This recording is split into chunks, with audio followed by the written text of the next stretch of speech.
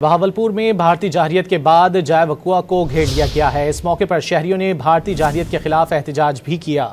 मजीद जानते हैं don news के नुमाइंदे मोहम्मद इमरान से। जी मोहम्मद इमरान, बताइएगा इस वक्त अस्पताल के क्या मनाजिर हैं और शोहदा की नमाज जनाजा कब तक मुतवक्के है?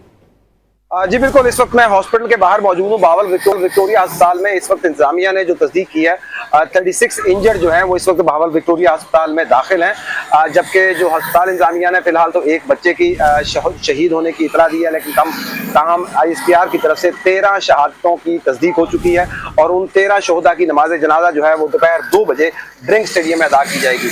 रात गए तो शहर में काफ़ी खौफ और हरास की फिजा थी, ताहम जब पाक फौज ने जवाबी हमला किया है, जवाब दिया है, भारत को मुंह तोड़ जवाब दिया है, उसके बाद बहावलपुर के शहरियों में जोश व जज्बा जो है वो भी अरूज पर है। पाक फौज के जिंदाबाद के नारे भी हैं और पूरी जोशो खरोश के साथ अपने फौज के साथ अवाम का जज्बा जो जोशो जज्बा है वो साथ खड़े होने का है।